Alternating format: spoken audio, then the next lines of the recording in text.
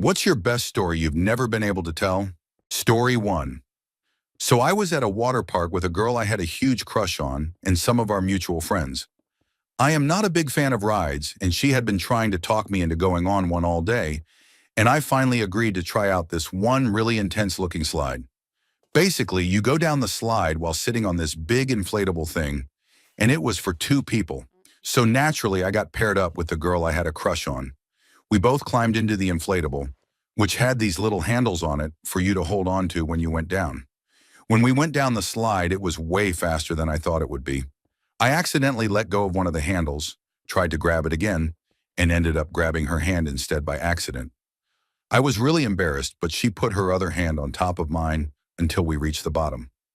I guess she thought I was scared, which is also kind of embarrassing, but it was a nice moment. She later went on to be my first kiss about 6 months later, and we are still close friends today. Story 2. When I was in kindergarten, I fell asleep on the bus to school, and no one woke me up. I eventually woke up and the bus was empty. I panicked, as any 5-year-old would, and ran to the front of the bus to try the door, but it was locked. It was parked in a Kentucky Fried Chicken parking lot, so people were coming in and out of the building. I started crying in absolute terror, banging on the glass doors, with tears and mucus running down my face as people walked by, pointed at me, mumbled something, got into their cars, and left. By the time the bus driver finally came back out with her chicken meal, the entire door was covered in my tears. She instructed me on how to open the closed door so she did not have to put her meal down. I was still freaking out and did not understand what she meant, so she sighed, put her food down, finally opened the door, and asked me what I was doing there. She called the school and drove me there while I was still covered in tears. And I remember walking into my classroom with everyone standing in a line and hugging me one at a time. After that day, they made a rule for all bus drivers to get up and walk the bus from front to back to make sure no children were left sleeping. Story 3. I grew up in a very conservative household where intimacy was never talked about at all, and you knew that if you got caught with something you should not have, you would be in serious trouble. When I was 17, I bought a personal massager, even though I had literally no experience, not even alone, but I was extremely curious. The way it worked was that you had to screw the bottom off to keep the batteries in and to turn it on. I put it underneath my bed and thought I had it unscrewed enough that it would stay off until later. Well, I am downstairs listening to a compact disc player with my headphones on, and suddenly I hear my two younger sisters yelling about something and running around the house. I take my headphones off and hear a loud buzzing sound echoing through the house. My room was directly above the living room and my floor was wooden. They were freaking out, thinking there was a wasp in the house or that something electrical was about to explode. Thank goodness my parents were not home, because they probably would have figured it out much faster. One sister runs upstairs and realizes it is coming from my room, and I dash ahead of her and throw myself over the bed to feel underneath it. I turn off the massager and tell them my old phone was under there and must have had an alarm going off, which made no sense since it had been months since I changed phones. They did not believe me and decided it must have been the pipes under my room. They told my parents when they got home that the pipes had acted strange, and my family listened closely for months afterward to see if we needed to call a plumber. Story 4. I nearly died at work. I was removing the main power supply wire on a machine we had just successfully overhauled, and the voltage was extremely high. The problem was that I was not aware the main circuit breaker was still turned on. I already had a strong gut feeling to check the breaker, but I was stubborn and proceeded to remove the wires anyway. As I removed the second wire, I accidentally short-circuited it, creating a massive spark right in front of my eyes. The first thing I did was check my hand, which was thankfully unharmed, but had visible dark spots from the strong electric current caused by the short circuit. It was a good thing I was still half conscious and immediately went to turn off the main circuit breaker. Some of my coworkers saw what happened and rushed over, asking if everything was all right. After removing the wire completely, I took a walk and had a long, deep thought about what might have happened to me if those wires had touched my body. I could have suffered severe third-degree burns, lost a limb, or died from electrocution. Always be careful and always trust your gut feeling. Story 5. I have been wanting to share this for a long time, but could never really find the right place, so I will share it here, and I call it the inconvenient man. I own a small grocery and convenience store in a small town, and there is a man who comes in about once a week to buy things. He is an immigrant, either Thai or Indonesian.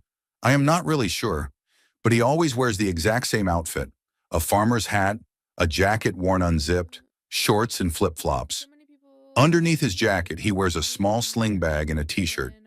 Inside the sling bag, he keeps a phone and a wallet that is almost the exact same size as the bag itself. Every time he wants to pay for something, he has to pull the wallet out of the sling bag. But because the wallet is so large, it is very difficult to remove, so he has to undo the entire bag to make it easier. Since he wears the sling bag underneath his jacket, he has to take off his jacket and hat just to remove the bag. After he finishes paying, he puts everything back on again in the same order. On top of that, he keeps his money in completely random compartments in his wallet, with a few 1, 2, 5, and $10 bills in one section, then a few $2 and $5 bills in another, with no organization at all.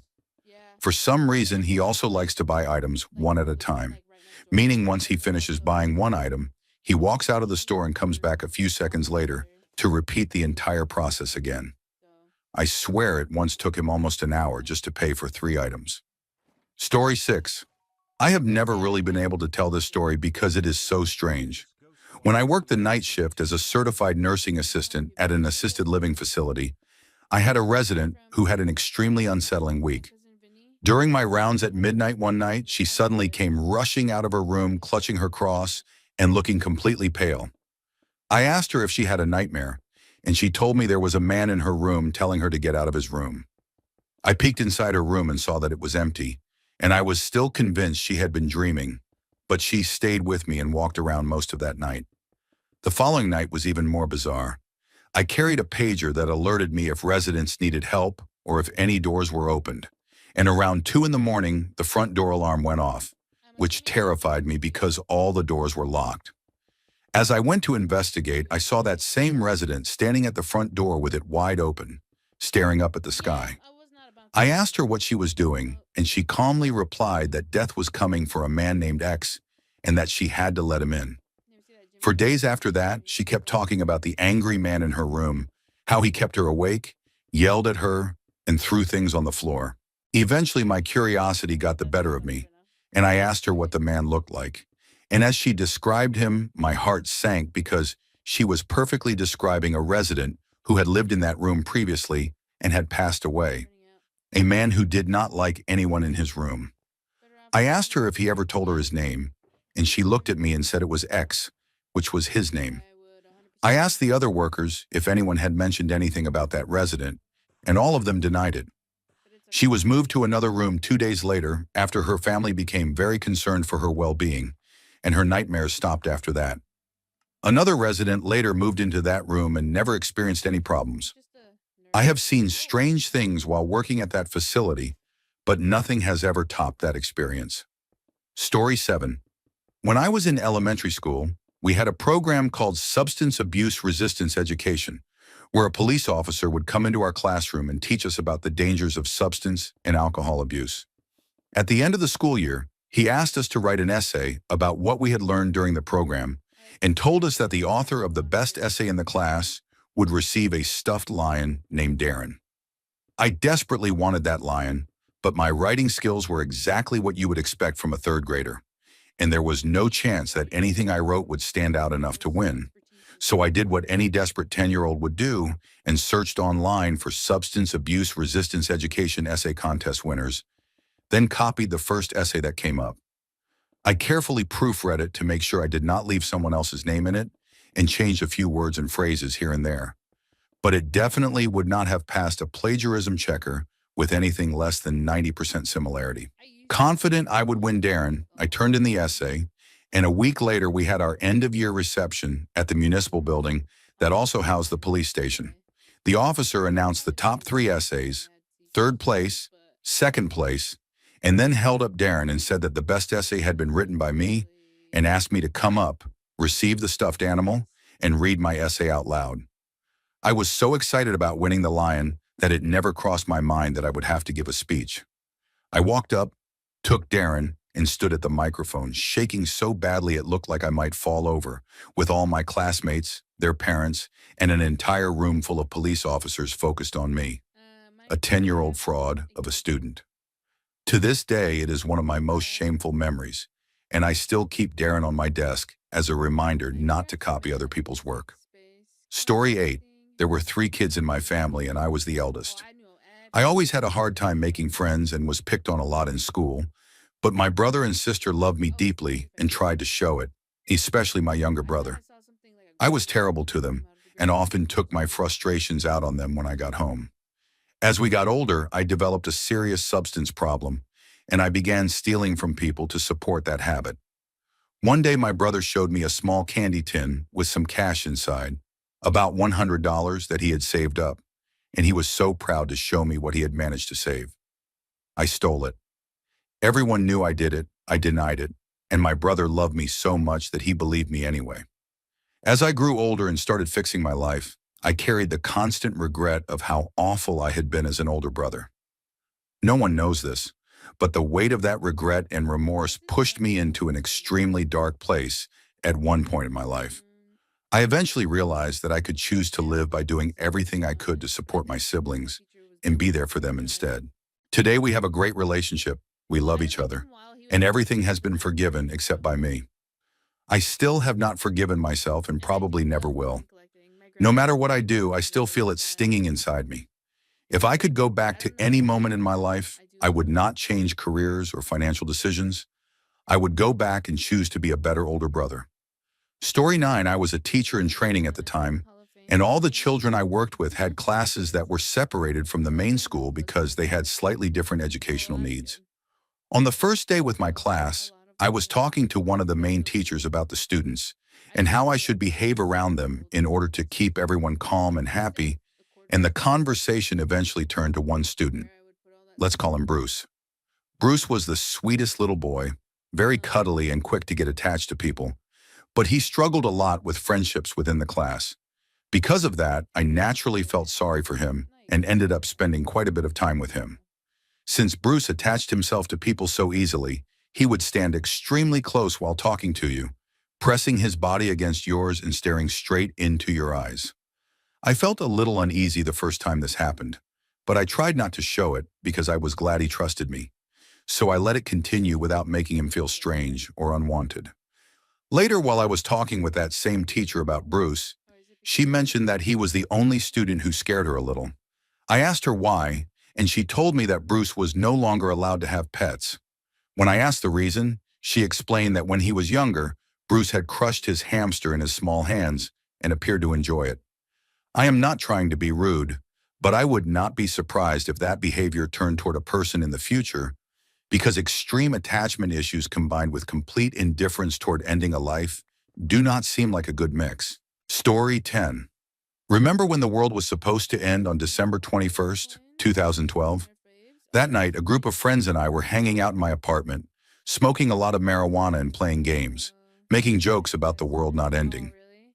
I was pretty young and not very bright at the That's time, not that and I bad. had actually been anxious about it beforehand, so it felt good to laugh it That off. brings me back to We eventually went out onto my balcony to have a have you cigarette ever danced and to watch the sunset, ASAP? when out of nowhere there was an enormous explosion Dang, and the sky flashed a I bright remember lime everything green. except that song. We all stopped talking and stared as the sky continued flashing What's that green, song? pink, and yellow, accompanied by these wild, crackling noises that were hard to describe. How's it go?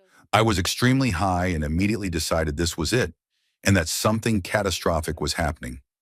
I went into full emergency mode, convinced there was some kind of alien invasion, and for some reason started filling my bathtub with Bananas, water, pestilence. thinking we might need drinking water if we had to hide, What and the is water it? lines were cut off. Freaking We bananas. ran around yelling and panicking for about 5 minutes while the sky Oh, mommy, continued back up. strobing neon colors. What actually happened was that a transformer had blown somewhere nearby, That's the one with. but at the time we had no idea, Who and is given the date, bananas? we Yeah, were not the only people who lost that it. one. My mother was out that night, and one of the I people did with her not know dropped that. to their knees and started praying the rosary, convinced it was the second coming I'm when on the the sky second started attempt. changing If colors. I don't make it back, I never then really found the right moment to you know, share that thanks for story, Archie. Thanks for but it saving still me. makes me laugh, I'll and I fix it. still get teased relentlessly about the bathtub. Story Now I'm 11. on the Emperor's I mostly believe the universe is random and chaotic, but sometimes things happen that make me think there might be some order or fate behind it all. I fostered for a corgi rescue, and at one point I had a dog staying with me overnight because she was being transported across state lines to another foster home while she was listed on the website to find a new owner. After she left the next morning, I could not stop thinking about her, but I told myself she would do great with another family and that I needed to let it go. I had been wanting a second dog for a while, but I was not fully committed to the idea yet. About a week later, I could not stand it anymore and emailed the rescue coordinator to ask if she had been adopted, since she was no longer listed on the rescue site. The coordinator told me that, purely by chance, she had completely forgotten to create the dog's online profile, so she was still available, and that is how I ended up with my second corgi. Beyond that, I am usually the type of person who leaves work exactly at the end of my shift every single day, because as far as I am concerned, they get my 8 hours, and that is it. One day, however, I stayed a little late to help someone with extra work and left maybe 5 minutes later than usual, which caused me to get stopped by a train passing through town. I was irritated until I reached the area where I normally turn onto the highway and saw that there had been a massive accident there, clearly less than 10 minutes earlier, because there were only a few cars backed up and no emergency crews had arrived yet. If I had not been delayed by that train, I would have been right there when it happened. So sometimes I really do wonder. Story 12. When I was in the Army, we almost seriously hurt a guy, and to be honest, he was not a good person. While we were deployed overseas, he broke into my friend's room and stole his belongings to pawn them, and we found out about it while we were still deployed. Months later, we were back in the United States, drinking heavily in the barracks, when this same guy showed up at my door completely drunk, saying he wanted to make peace. We were not interested, threatened to beat him up, and when he tried to act intimidating by taking off his shirt, we laughed at him until he walked away completely humiliated. We went back to drinking, ran out of beer, and started passing around a bottle of tequila while watching a comedy movie. During a particularly ridiculous scene, one of my buddies jokingly suggested pulling a prank on the guy by leaving something disgusting in his refrigerator. I had been eating messy food all day, and somehow everything aligned for the worst idea possible. I followed through, carried it into the kitchen, and handed it to my friend, who immediately dropped it and got sick on the floor. I had to pick it up with paper towels, barely holding myself together, and we eventually placed it on a plate, covered it with foil, and my friend ran down the hallway laughing. A few minutes later, we forgot all about it and kept watching the movie. Not long after that, the fire alarm went off, and my friend looked at me and admitted that he had put the plate into the microwave and turned it on for an extremely long time. We had to evacuate the barracks until the fire department cleared us to return, and when we were finally allowed back inside, the captain gathered everyone and lectured us about being irresponsible while drunk and cooking food in the microwave. The entire building smelled terrible, but no one seemed to question it. As he finished his lecture by saying not to cook steaks in the microwave, a firefighter walked into the room carrying the destroyed microwave, and on the plate inside was the burned, flattened remains of what we had done. I heard someone quietly joke about ruining a steak, and as time went on, rumors spread. But whenever anyone asked me about it, I denied knowing anything, and they always laughed and said it sounded about right. Story 13. When I was young, probably around 13 or 14 years old, my mother and I were driving down a back road highway that connected our town to others, with traffic lights despite a high-speed limit. We passed an older car that had hit the guardrail badly, with debris and glass scattered everywhere, and the front of the car was already smoking. My mother decided to make a turn at the lights ahead, roughly 250 meters past the crash, so we could go back and help or call an ambulance. While we were driving toward the lights, I noticed something strange, which was that no one else on the road seemed panicked or even acknowledged that there had been a serious accident. Normally people slow down or at least look, but no one reacted at all. We turned around and found nothing. The car was gone, all the debris was gone, the smoke had vanished, and even the guardrail showed no damage whatsoever. We both looked at each other in complete confusion and tried to come up with a reasonable explanation for how a tow truck could have arrived, removed the car, and cleaned everything up in under half a minute. We continued driving in that direction for several minutes to make sure we had not missed anything, but we never found a trace of an accident. More than 10 years later, I brought it up again, and my mother said she remembered it perfectly and had always thought of it as a strange glitch in reality. Story 14. As I raise my own children, I am realizing just how bad my parents were at parenting and how deeply it affected me. My mother was extremely abusive, and she eventually abandoned us during our teenage years. While the divorce and her absence were probably the best outcomes for us, the lies and stealing she committed while leaving were incredibly traumatic. She left my father for a wealthy man, took advantage of him during the divorce, and later married an even wealthier and more powerful man, climbing her way upward without remorse. My father, on the other hand, was a good man to a fault and was too afraid to stand up to my mother's abuse. I truly believe she wore him down over the years, leaving him with almost no self-esteem. Because of that, he was afraid to see us fail, so he never encouraged us to try new things or pushed us toward the things that interested us. He told me not to try out for wrestling or football because more experienced players would embarrass me, even though I later became a starter in both sports. He never talked to me about college or asked if I was interested, while now I take my son to college baseball games whenever I can, not necessarily because it is something we share, but because I want him to see what college campuses look like, to see what is possible, and to feel that it is attainable if he wants it. For me, college might as well have been another planet. Story 15. This is a story about a miraculous escape involving a small perch. I was ice fishing next to my parents' cottage on a lake in Finland. It was a warm spring day and the sun was shining. I had caught many small perch when suddenly my fishing line snapped and broke, and at the time I assumed the sharp edge of the ice had cut it. I was a bit upset about losing my lure, but I took another rod from my bag and continued fishing in the same hole. Soon after, I felt intense tension on the line and started reeling the fish in, and when it came close to the hole, I saw it was a large northern pike. My first thought was that it would not fit through the hole, but somehow it did, and just as its head came above the surface, the line snapped again. I reacted quickly and managed to pin the pike in place with my boot until I grabbed a lifting hook from my bag, and with that hook I lifted the pike onto the ice, relieved and proud of my quick thinking. After catching it, I gathered my things and headed back to the nearby cottage to clean the fish, starting with the pike.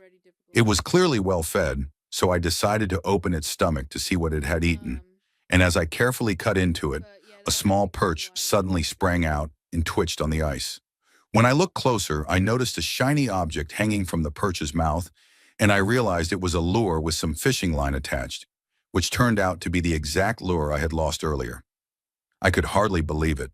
The little perch had eaten my lure, then been eaten by the pike, only to be freed again moments later.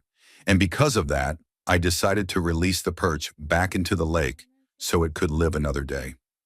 Story 16. I have a small dachshund named Bella, and she truly is the light of our lives, a golden, long-haired little angel. One day, my wife and I drove about an hour into the countryside to pick up a few baby chickens for our backyard, and after getting the chickens in the feed, we headed home.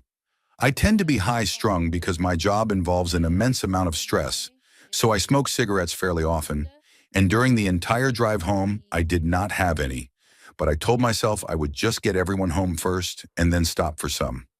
As we were almost home, my wife started getting anxious about the baby chickens getting too hot, which stressed me out and led to a bit of arguing, and she insisted that I drop her off at the house first and then go get cigarettes. I resisted at first, but for some reason she absolutely insisted, so I agreed. When we got home, there was so much equipment for the chickens that I decided to help her get everything set up in the backyard. Normally, Bella runs in circles at the door when we come home, making sure the whole neighborhood knows we are back, but this time when I opened the door, she was not there. I thought it was strange and went to check the backyard, and I noticed the trash had been knocked over, which told me the dogs had been back there. As I stepped outside, I saw Bella standing in the gravel with her entire head stuck inside a large plastic cheese puff container, pushing it around the yard while licking the bottom, completely unaware of me. I thought it would be the perfect moment to surprise her by pulling it off, so I tiptoed up behind her and tried to yank it away, but it did not come off.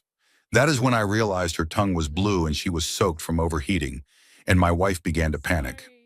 Something in me clicked, and I suddenly remembered that I had a pair of scissors that had fallen behind the deck chairs earlier.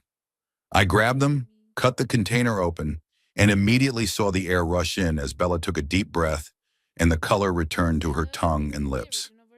To this day, I still think that if I had gone to get cigarettes first instead of coming home, my dog would not have survived. Story 17. One time when I was in high school, we were playing a game where we passed a stress ball around like hot potato. After the game ended, a few girls, about 3 of them, kept passing it around in a small circle. I was friends with them, so I went over and sat on one of the desks inside the circle. But they kept tossing the ball around me instead of to me. I was talking to one of them, just a normal conversation, and as I saw the person on my right toss the ball across me to the person on my left, I instinctively tried to stop it. I stuck my hand out and hit it, but instead of flying off, it just stopped in the air and started falling straight down. I let it drop almost to the ground, and since I was sitting on a desk with my legs dangling, I reached out with my foot at the last second, kicked it straight back up, caught it, and casually tossed it to the person on my left, all without breaking eye contact or conversation with the person across from me. I felt unbelievably cool in that moment because the stress ball was lopsided, I was wearing shoes, and I fully expected it to bounce off in some random direction instead. Story 18. This is a story I rarely tell anymore. During my first weekend in college, about 10 years ago, a girl who had been drinking thought I was her friend Mike. She grabbed me away from my friends outside our dorm and pulled me to her dorm, which was set up more like an apartment. One of her friends answered the door, the girl gave me her phone number and then went inside. I walked back to my place and rejoined my friends, but later I called her just to make sure she was okay. She said she was making grilled cheese and invited me back over, so I convinced 2 of my friends to come with me just in case something felt off. As soon as we knocked on the door, they immediately bailed on me. She opened it, and there were 9 other people inside the dorm. I kept expecting someone to realize I was not Mike, but not a single person questioned it. We all ate grilled cheese, and as the night went on, people slowly left until it was just the 2 of us, with her lying next to me on the floor. I carried her to her bed and fell asleep on the couch in the living room. Around 7 in the morning, she woke up looking for her phone and woke me in the process, and I helped her find it. After that, she looked at me and casually told me I could head back to my place, calling me Mike. I stopped telling this story because people always assume something inappropriate happened, even though it did not. And whenever I have shared it recently, I get that skeptical look like they do not believe me. It feels like a different time and a different culture now, so Grilled Cheese Girl has officially been retired. Story 19. A few years ago, I used to dream very frequently, and I started becoming increasingly aware that I was dreaming and could sometimes influence what was happening. I even began talking to people in my dreams, complete strangers, because I knew none of it was real. One night, during what felt like a normal dream, where I was talking to strangers on the street about random things, I suddenly asked one of them what the time was in real life, not in the dream. He told me it was 7:15 in the morning, and I immediately said goodbye because I normally had to wake up around 7. When I woke up, it was exactly 7:15, and that was the last time I remember being that aware inside a dream. Years later, I remembered that I actually managed to lucid dream one more time. I was staying at my grandparents' house and woke up about 40 minutes before anyone else, feeling annoyed because I had not slept enough and wanted that extra rest. I forced myself to go back to sleep, and almost instantly I was dreaming again, so fast that I would bet money it happened within half a minute. I realized it worked and found it funny, but the dream turned into a nightmare involving a witch, and I woke up exactly 5 minutes later. I tried again, hoping for a different dream, but it was the same one, and after repeating this several times, each cycle lasting 5 minutes, I realized it was just a dream and that nothing could actually happen to me. After that, it almost felt like a game, as if I could skip forward in time in 5-minute intervals, and I made it to breakfast perfectly on time, feeling surprisingly refreshed. Story 20. For nearly 2 months, a girl in a creative writing class I was in was the bane of my existence.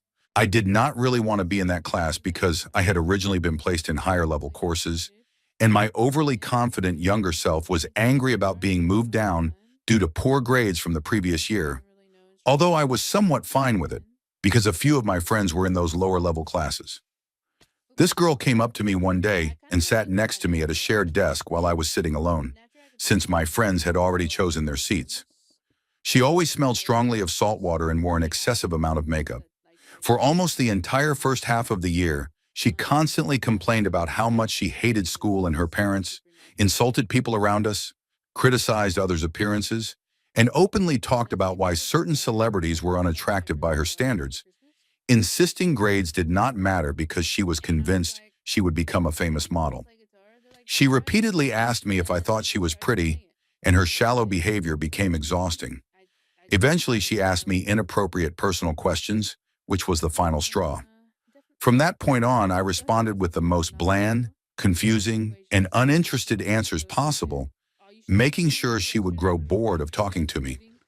On the final day before the quarter ended, I told her I did not find her attractive because I was gay, which was not true, but it immediately worked, and she avoided me for the rest of the semester. Story 21. In 1999, I was a senior in high school, and pulling off a harmless senior prank near the end of the year was a long-standing tradition. Groups of seniors were constantly coming up with ideas to try to get school canceled for a day, and being someone who enjoyed pranks, I naturally took on a leadership role in organizing and communicating ideas. Unfortunately, arguments broke out between different senior cliques, and no plan was ever agreed upon, so everything slowly fell apart. Around that time, my father had my brother and me help clean out a neighbor's garage that was filled with over 40 years of junk, and while sorting through boxes, I found what appeared to be a stick labeled as a marine smoke flare. Instead of throwing it out, I put it in the trunk of my car. April 20th was approaching, and since many of us were typical high school students, I thought it would be funny to set it off somewhere that day. On April 20th, 1999, with no prank officially planned, I made an impulsive decision during an unsupervised study period, told no one, went to the student parking lot, grabbed the smoke flare, and headed to the main stairwell. This stairwell connected all 3 floors of the school and had an open shaft running from the top floor to the basement. So I ignited the flare, dropped it down the shaft, and rushed back to study hall unnoticed. About a minute later, the fire alarm went off, and reality hit hard when the hallway outside my classroom filled with thick blue smoke, even though I was far from where I had set it off. Students could not find the exits, and we had to crawl along the walls, coughing and panicking, until we finally made it outside. Emergency vehicles had already arrived, and as we were moved away from the building, I saw massive clouds of blue smoke pouring out of doors and windows. I later learned the flare was designed for maritime emergencies and could fill huge areas with smoke. Students, teachers, and parents gathered in fear, and I was overwhelmed with regret, convinced I had seriously harmed people.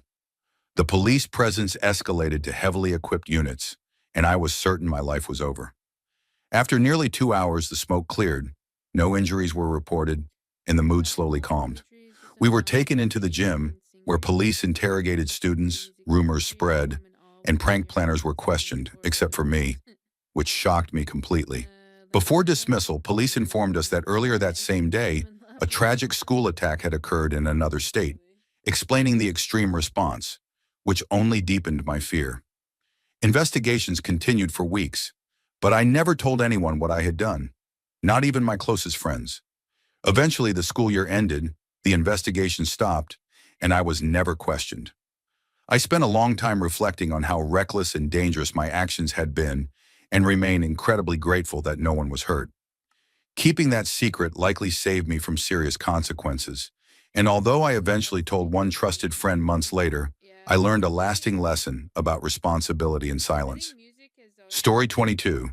One rainy day, I left work alone to grab lunch, and the restaurant I wanted to go to was out of the way, which took me down a long stretch of road with no businesses or houses. About halfway down, I saw a man, a woman, and 2 children pushing a stroller and carrying luggage along the side of the road in the rain, walking in the opposite direction. I was hungry, but I could not bring myself to just drive past a family walking like that in bad weather. I turned around as soon as I could and pulled over to offer them a ride. We loaded the stroller and luggage into the back of my car, and they explained they were trying to get to a hotel several miles away. They told me they had taken a shuttle from the airport that was supposed to bring them directly to the hotel, but the driver had stopped far short of it, said he could not go any farther, and gave them directions that were completely wrong, which was years before smartphones or handheld navigation were common. They had already walked more than a mile in the rain in the wrong direction. The family was black, the driver had been white, and this all happened in the southern United States. I apologized to them on behalf of my own ignorance and drove them to their hotel, helped unload their things, and waited until I knew they were safely checked in. Before leaving, I shook the father's hand and told him I hoped the rest of their trip would be much better than how it had started. I rarely tell this story because it can sound like self-praise, but I share it because I want people to know that some of us really do step in simply because everyone deserves to be treated like a decent human being. Story 23. This happened when I was living in Berlin. A middle-aged man with graying hair, dressed quite shabbily, boarded the U1 subway line on a Sunday morning, carrying a foldable chair and what looked like an old clarinet. He sat down in front of the door, played a very out-of-tune version of the Spider-Man theme song, and then started talking to me and two Italian girls sitting nearby. He claimed to be a former mathematics professor at the Massachusetts Institute of Technology, who had left his job to travel the world warning people about a massive number of nuclear reactors in the Northern Hemisphere that were supposedly about to fail at any moment. At first I was amused, but he kept talking and asked about me, so I told him I was a computer science student. He asked me to name any computer science books he might have read, and when I listed a few well-known ones, he dismissed each of them loudly. He then recommended a mathematics book I had never heard of, which I later looked up and found to be well regarded. At one point, he also mentioned the name of his doctoral supervisor, although I was never able to find any information about that person later. His voice was very loud and his speech was noticeably slurred, and other passengers began asking him to quiet down because he was disturbing them. When we reached the next stop, a woman getting off told him he was giving her a headache on a Sunday morning. He then asked me directly if I thought he was being loud, and feeling awkward, I admitted that he was. He immediately stood up, announced to everyone that the reactors were going to fail very soon, turned toward the door, and got off at the next stop. I do not think I will ever forget that encounter. Story 24. I was on vacation in Turkey, swimming at one of the Black Sea beaches, where the slope from the shore is very steep, meaning the waves knock you off your feet in shallow water and then pull you back out when they recede. I have always been a strong swimmer, so it was not an issue for me. But while swimming, I noticed an Asian couple entering the water, with the woman standing behind the man and holding onto his shoulders for balance. I watched them move in slowly before my attention drifted elsewhere, until I heard shouting that at first sounded like excitement from the waves. When I looked again, I realized the couple had been separated and were actually calling for help. I tried signaling to people on the beach, but no one noticed, and there was no lifeguard on duty, so I swam out to help. I went to the woman first, keeping some distance so she would not pull me under in panic, and started guiding her toward shore. When my feet touched shallow sand, I yelled again for help, and people rushed over and helped her out. I tried explaining that a man was still in the water, but everyone focused on the woman. I looked back and saw the man being dragged farther out, so despite being exhausted, I went back in after him. I managed to pull him closer until people on the beach finally noticed and came to take him from me. When they asked if I was okay, I casually said I was fine and just wanted to help. I tried to catch my breath by floating near the shore, but a sudden wave knocked me under, and I became disoriented, inhaled sand, and felt myself being spun violently underwater. What felt like minutes later, two strong arms grabbed me and pulled me back to shore. I thanked the two men who saved me and quickly left, embarrassed that I had needed help myself. I never met the couple properly, but sometimes I wonder how they are doing and if they ever tell the story of a young woman, about 18 at the time, who helped them during their trip to Turkey. Story 25. To summarize the background, I had almost no money at the time because everything I had was tied up in bail after I was arrested following being the victim of a violent crime, which is a long and very traumatic story, but one I have been able to talk about. I was short on rent by only $50, But even that felt like too much to ask anyone to cover for me. And I was desperate because my landlord was ruthless, with no option for late rent, meaning you either paid in full on time or you were completely out within 48 hours. With no other options, I went on a dating application and found a man who agreed to give me $50 in exchange for an encounter. My town was extremely small, only a couple hundred people, so my options were very limited. He was much older, the experience was physically uncomfortable and emotionally distressing, and I agreed to things I would never normally agree to, but I needed that money to keep my housing. Afterwards, I felt awful and deeply ashamed, like I needed to scrub the feeling off myself. I tried to talk to one of my friends about it, but she did not understand at all, saying things like I was already gay, already socially active, and even got paid, so it should somehow be a positive thing. To her, it sounded like a win, something I should even repeat to make more money. But it did not feel that way to me at all. It felt violating and upsetting. And as soon as the money part came up, my feelings seemed to be dismissed entirely. I stopped trying to talk about it because I felt terrible for having done it, and then felt even worse for feeling terrible about it. I expected more understanding from her because she had experienced something vaguely similar and had been blamed for it. And while I know the situations are not the same, I did not expect to hear that my feelings did not matter simply because I am solely active. So I have not tried to talk to anyone else about it. And even now, about a year later, thinking about it makes my chest tighten and my thoughts spiral.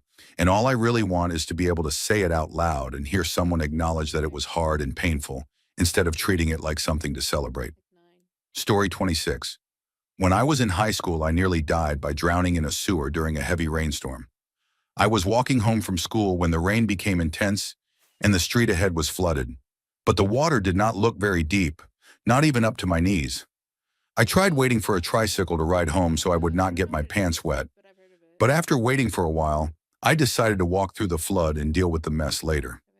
I stayed close to the sidewalk, which was still partially submerged, and without warning, I suddenly fell into an open manhole that had been completely hidden beneath the water. I managed to grab the edge of the opening, but the water was already up to my chest, and the current inside the sewer was rushing fast and pulling my body downward. There was no one around to help, so I had to force myself out on my own. And although I was never particularly strong, adrenaline must have taken over because I somehow pulled myself free. I was overwhelmed with relief once I was out, but also furious that there were no signs or warnings, especially since the area had been under construction weeks earlier, even though I was also angry at myself for being impatient and taking the risk. When I finally got home soaked, my parents were furious because they had been waiting for me and had not heard from me since my phone had gotten wet. And I never told them what actually happened because they spent the rest of the day upset with me for being irresponsible, believing I had only walked through floodwater. I never told anyone about how close I came to dying, and even now it is unsettling to think about how easily the current could have pulled me deeper into the pipes with no chance of escape. Story 27. When I eat very fast, and I have always been the fastest eater of anyone I know, something people often notice but rarely ask about. My brother has a rare form of epilepsy, and part of what makes it rare is that the seizures can be fatal. When I was a child, it was not unusual for him to have one seizure a week, and there was a period when he was having more than one a day. I was too young to be left alone, so my parents would take all of us to the hospital. But at the time, children were not allowed past the waiting room.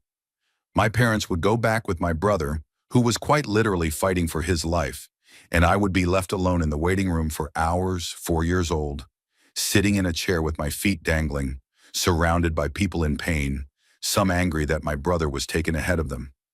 After my brother was stabilized, one of my parents would come out, tell me he was okay for now, and give me something from the vending machine, since candy was considered a small comfort, or sometimes food packed during a mealtime emergency. Then they would return to be with him while he recovered or to alert nurses if another seizure started.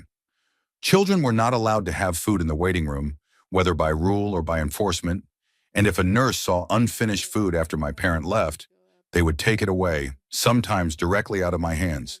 Anything I did not eat immediately was food I would not be allowed to finish. That is why I eat so quickly now, because I still feel anxious if I stop eating for more than a few moments, and I do not stop until I am done. Even more than 30 years later, part of me still feels like someone taller and stronger is going to come and take my food away. Story 28. When I was 11 years old, a friend and I were swimming in an indoor pool. We were minding our own business when a man approached us. I was a very shy and chubby kid, and talking to strangers made me extremely nervous. So I tended to ramble when I was anxious. Very nice. The man spoke to us in very broken German and said something about diving together. Fish. I was young, naive, and did not fully process what was happening, so I agreed. He said he would count to 3 and that we should go underwater. I was a strong swimmer and could easily reach the bottom of the pool, which was about 2.5 meters deep. When he counted to 3, I dove down and he followed very closely, and while we were underwater, he grabbed my chest forcefully, hard enough to hurt. I panicked and pushed myself toward the surface as fast as I could, and as I tried to get away, he grabbed me again in an inappropriate way through my swimsuit. When I reached the surface, my friend stared at me in shock, and I hurried over to her, instinctively trying to put myself between her and him, while still not fully understanding what had just happened. I awkwardly laughed, forced a smile, and said something like we had to leave, because I was overwhelmed and did not know how else to react. We got out of the pool, and I told my friend what happened, and she suggested we tell the lifeguards. When I told them, one lifeguard looked at me and said he did not believe anyone would ever want to touch me, insulting my appearance. I was stunned and did not know what to say, and my friend pulled me away toward the changing rooms. We changed in silence, too young to understand or process what had happened. I had been diagnosed with depression very young, and at the time the lifeguard's words felt believable to me because I already hated myself. So I did not question the situation again until years later. Even now when I think about it, I feel a deep sense of shame, not about the lifeguard, but about what that man did to me. And this is the first time I have ever really told the story, which strangely feels like a small relief. Story 29. Back when World of Warcraft was still very new, only about a year or two old, I made an online friend in the game, and we used to run dungeons and complete quests together. She was only online late at night, usually after 10 in the evening, and would often stay on until the early morning hours. While I was struggling to get my main character to level 60, she was already on her 3rd or 4th character at that level, and she easily spent more than 8 hours in the game every night. She even had mounts from different races on multiple characters, which at the time was a huge status symbol that required an incredible amount of effort. We played together on and off for a few months, and then she suddenly disappeared for about 6 months. One day I logged in and was surprised to see her online again, so I asked where she had been, and she told me something I never expected. She said she was an elderly woman living in a retirement home and had been sneaking out of her room at night to use the shared computer to play the game, because that was the only time it was available, and no one minded since she was not bothering anyone. She explained that she had recently developed health problems that had kept her from playing. We talked a little longer, she logged off later that night, and I never saw her again. Over the years I have thought about it often, and I do not believe it was a joke, because she never logged back into an account she had clearly invested so much time into, and her writing was always thoughtful, well-structured, and kind.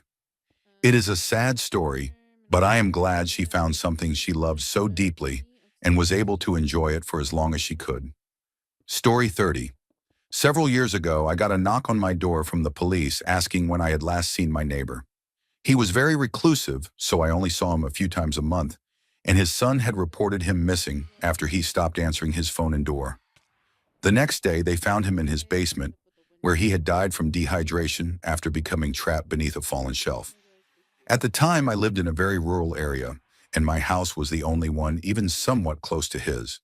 For 3 or 4 days around the time they believe he died, my dogs barked constantly toward his house, paced along the property line, and whined whenever I let them outside. I kept checking to see what they were reacting to, but I never saw anything and assumed it was an animal in the woods, calling them back inside each time. I am hard of hearing, and only later did I realize they were likely barking at his cries for help that I simply could not hear. He may have heard me talking to my dogs and screamed louder, thinking they might save him. Imagining how many times he may have heard my voice and my dogs, gotten his hopes up, and then been disappointed makes my stomach turn. I hope he remembered that I am hard of hearing and did not think I was ignoring him. Being hard of hearing never bothered me much before that, but since then, I wish deeply that I were not. I have never told anyone, but I still sometimes have nightmares about distant, muffled cries for help that I cannot find the source of. Story 31. When I was about 11 years old, I got stuck in a bathroom at my great-grandparents' house, which they had owned for over 50 years and still had very old doors and doorknobs. Normally, I did not fully close the bathroom door, but this time I did because they had a dog. The doorknob did not seem to have a lock, so I thought nothing of it. After finishing and washing my hands, I tried to open the door, and it would not budge. I pushed, pulled, turned the knob both ways, and nothing worked. I am extremely claustrophobic, and because the bathroom was small, I had a full panic attack. I yelled for help, but no one came, likely because my family was already outside waiting in the car to leave. After about 20 minutes, I noticed there was a window and decided to climb out since the drop looked to be only about 6 or 7 feet. I was around 5 feet tall at the time and thought I would be fine, but I landed directly into a thorn bush. The thorns cut me badly, and like any 11-year-old, I cried from the pain. I still have scars on my stomach and legs from it. I later learned that I had also broken the window and it needed to be replaced, which probably was not helped by the fact that I was a bigger kid at the time. Story 32. My first experience with racism happened when I was in 4th or 5th grade. I sat next to an immigrant student who did not speak English very well, and one day during a math test that I did not understand at all, I copied almost the entire test from his paper. Later that day during lunch, our teacher, an older white woman, called us both into the classroom. I was terrified, thinking I had been caught, but instead she accused him of cheating because our tests looked the same. She became very angry and told him to apologize to me, which he did, likely without understanding why. Later that day, I overheard her speaking with another teacher and making extremely racist and hateful comments about him.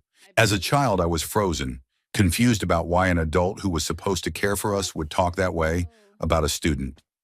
I eventually went up to her and told her that I was the one who cheated and that it was not him.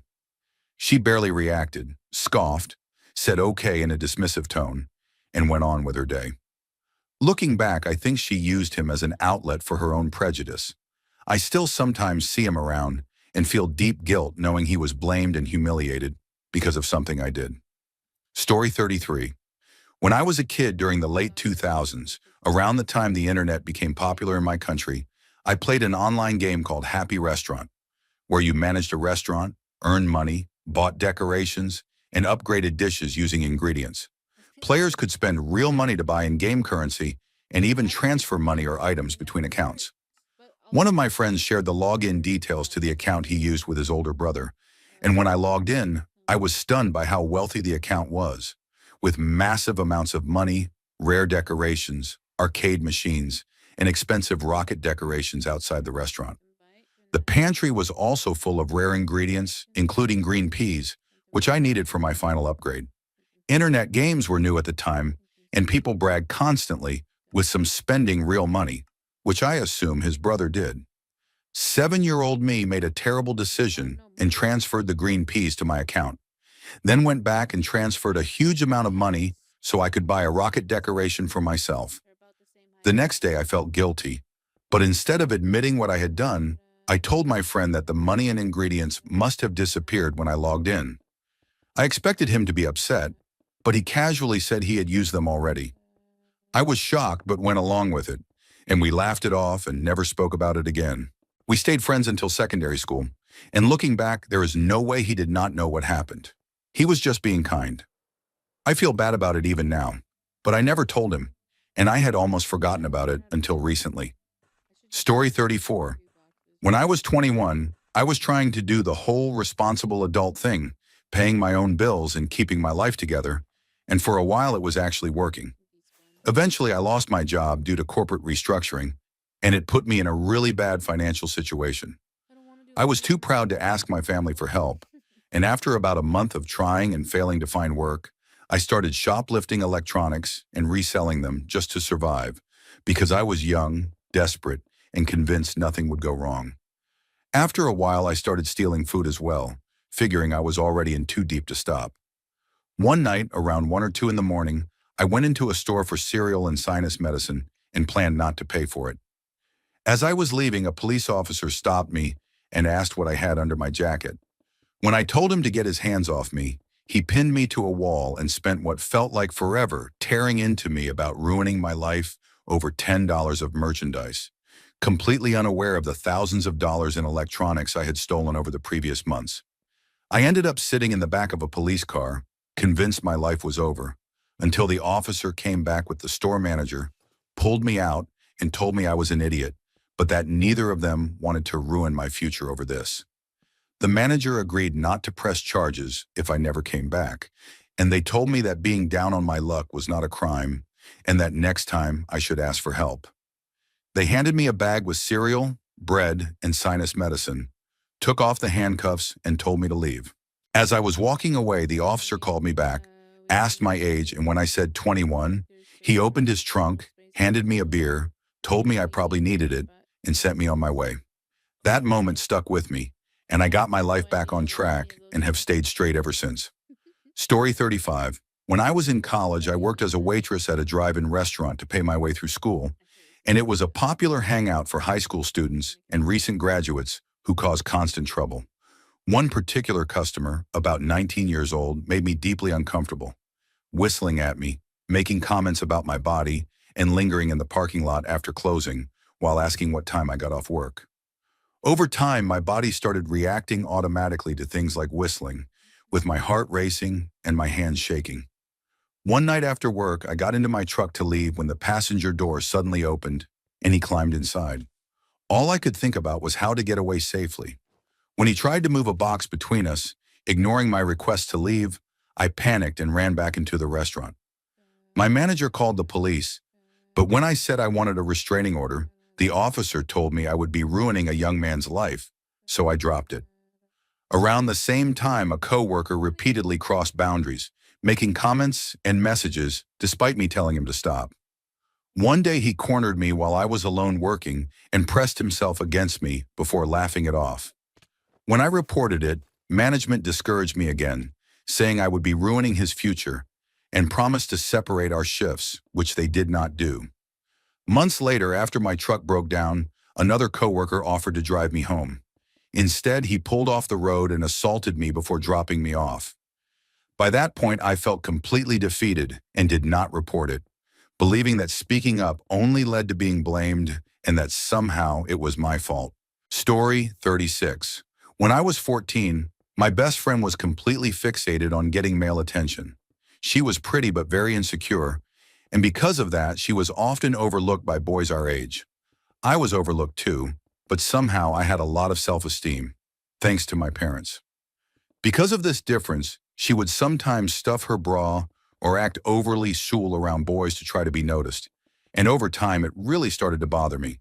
So I came up with a plan that, looking back, was definitely questionable. I created 2 fake social media accounts, one pretending to be a very attractive girl and the other a good-looking boy, back when MySpace was still around. I stole photos from the internet and gave both characters detailed backstories, making them from the United States since I was Canadian. I told my friend that my cousin from the States had seen a picture of us together and thought she was really cute. Using the fake boy account, I talked to her every day for about a week before asking her to be his girlfriend, which felt romantic at the time because we were young and dating online did not seem strange. While pretending to be him, I made sure to constantly build her up, complimenting her art, her humor, her smile, and her eyes. I also used the fake girl account to befriend her, reinforcing how much the fake boy talked about her and liked her, to make everything feel more real. This went on for about 3 weeks until she wanted to talk on the phone, which I knew I could not manage, so I had the fake boy gently break things off, saying his family was moving to Australia and the distance would make things too hard. She was sad but understanding. During that time, I could physically see how much happier and more confident she became, and even after the breakup, she carried herself differently. About a month later, she found a real boyfriend, and they are getting married this year. Story 37. When I was in my late teenage years, I read something online claiming that people might never start smoking if there were even a tiny chance a cigarette could randomly explode. After telling a friend about it, we somehow convinced ourselves that it would be funny to scare someone with a prank related to that idea.